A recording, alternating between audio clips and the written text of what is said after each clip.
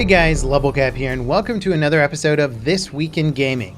Despite having record results in 2018, Activision Blizzard laid off nearly 800 employees this week. The shocking layoffs were announced during the company's annual earnings call and were made as part of an ongoing effort to cut costs and ship more content in the coming years. Late last year, Blizzard reportedly expanded a program that pays customer service employees to quit voluntarily, which was again part of an effort to cut costs at the company as sales for Overwatch have leveled off. The recent layoffs affected employees at Activision Publishing, Blizzard, mobile game developer King, and a handful of Activision studios including High Moon. That studio, in particular, developed the relatively successful Transformers franchise of games and assisted Bungie in developing Destiny. Overall, the cost-cutting measures paint a concerning picture of Activision Blizzard's future plans. Aside from the recently announced World of Warcraft Classic and Warcraft 3 remastered titles planned for this year, Blizzard have nothing in the works for 2019. The heavily criticized Diablo 3 mobile port, Diablo Immortal, is releasing next year. Activision recently cut ties with Bungie, handing over control of the Destiny franchise to the developer as the franchise has failed to meet sales expectations. So combined with the layoffs this week, that leaves them with only Call of Duty as their big money maker. Activision have confirmed that this year's Call of Duty title will include a single-player campaign. Last year's Black Ops 4 didn't have one, surprising many fans of the franchise. The layoffs didn't come entirely as a surprise. They've been rumored to be on the horizon for months now, but it's still shocking to see so many fired despite record income. Fortunately, the affected employees will be given severance packages that include health coverage, job placement assistance, and more. The first patch for Apex Legends is here, and it's addressed several of the game's admittedly few sore spots. Several crashes and server disconnects were fixed, though not entirely resolved. The supply ship will no longer kill downed players when being revived, leaving their respawn beacon stuck floating in mid-air. An exploit that allowed items in the inventory to be duplicated was also patched. Bloodhound's Eye of the Allfather clones will now disappear 1 second sooner. The Arcstar grenade now has a warning indicator like frag grenades. And finally, spots that players could fall through the map were cleaned up. Data miners discovered 2 new weapons hidden in the patch. The first is an energy assault rifle called the Havoc. It deals 36 damage to the head and 18 to the body, making it one of the higher damage ARs. The second weapon is the L-Star EMG, a light machine gun that does 42 damage to the head and 21 to the body. The new weapons could launch in March with the game's first season of content updates. That said, nothing is guaranteed. Apex's wild success is apparently spilling over to Respawn's other franchise, Titanfall. Titanfall 2 hit player counts across all platforms higher than they've seen since the game's launch in 2017. Apex currently has over 25 million players with peak concurrent player counts over 2 million.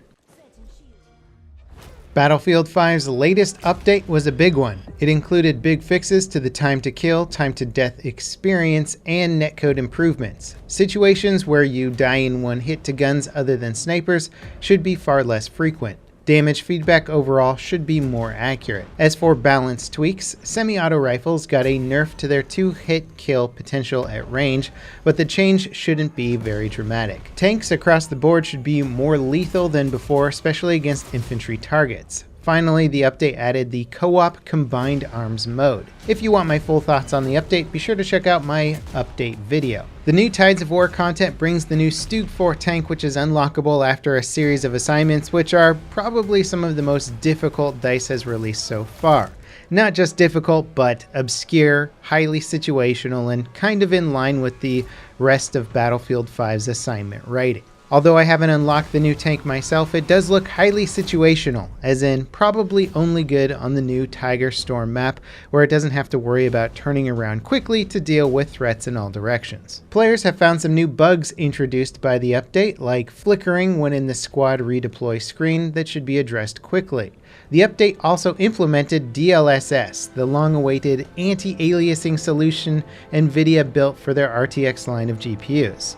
It uses machine learning to generate anti-aliasing for select games. It's designed to work at 4K resolution, although some people have had success applying it to other resolutions in Battlefield 5. I've been playing around with DLSS a little bit on my 4K monitor, and it's got some interesting results, something which I would like to share in a future video.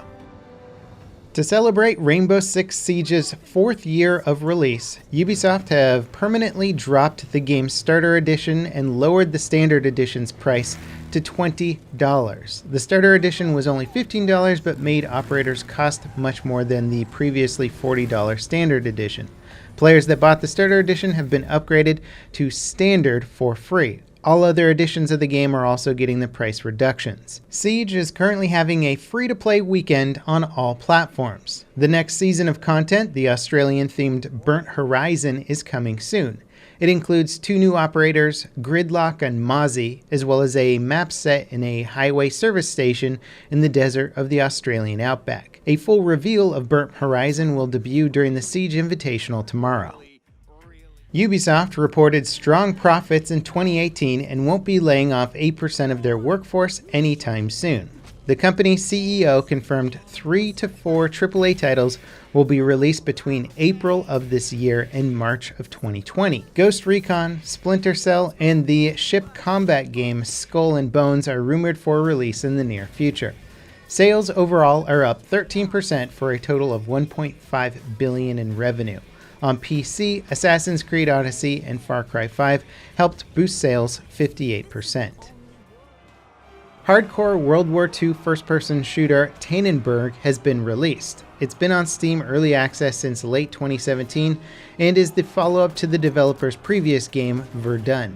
Fans of the Red Orchestra franchise will feel right at home with TANNEBERG. That said, based on Steam charts, the game only has around 400 concurrent players. Players outside of the US and EU might struggle to find matches in some game modes.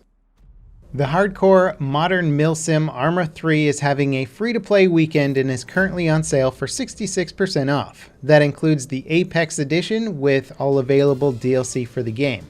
ARMA isn't a game for everyone, but it's worth checking out this weekend while it's free, and a steal at 66% off. 10 minutes of new gameplay footage for Rage 2 have been released. While the combat, vehicles, and open world all look pretty exciting, the enemy AI seems about as advanced as cardboard cutouts. It's tough to gauge if this is intentional to show off the crazy combat mechanics or not, but it is a big departure from the first game's AI. Rage 1's enemies would react to the player by constantly flaking, moving between cover, and using all sorts of acrobatics to get close to you. Rage 2's enemies seem to be more interested in getting blasted off the side of a cliff than preserving their own life. Hopefully, the final game's enemies are a little more interesting. It releases on May 14th for all platforms, but will be exclusive to the Bethesda store on PC. The Division 2 will be in open beta starting on March 1st. It runs until the 4th and will likely include the same content as previous closed beta. So expect a handful of story missions from both the early and end game progression, as well as one PvP dark zone with multiple modes to play. Despite skipping a Steam release, the game is apparently racking up more pre-order sales than the Division 1, which was available on Steam. NVIDIA's revenue has dipped 31% from last quarter's $3.18 billion to $2.2 billion this quarter. Due to the dip and a 25% increase in operating expenses, the company's operating income is down 73% from last year. They blame the deadline on the cryptocurrency crash and customers waiting for price drops on the new RTX line of GPUs. Despite this downturn, NVIDIA are still up 21% in revenue for this year. So basically, people are buying less of their products, but they're spending more on them. Overall, their business is not shrinking. In our final story this week, Metro Exodus has released to pretty much universal critical acclaim. The game has been a point of controversy for PC players ever since the game's publisher removed it on the Steam store and made it exclusively available on the Epic Store. The move was met with backlash from upset fans and pre-order customers. Steam users that pre-ordered the game before it was removed from Steam will still be able to download and play it on Steam. The Epic Store doesn't currently support preloading. I imagine the practice of developers moving away from the Steam platform is only going to become more and more popular if Steam sticks with their 30% revenue cut of all games sold via their marketplace, where other platforms usually are around 15 or 10%, making them far more attractive. And that wraps it up for today's episode of This Week in Gaming. As always, guys, thank you very much for watching, and I'll see you next time. This is Level Cap, signing off.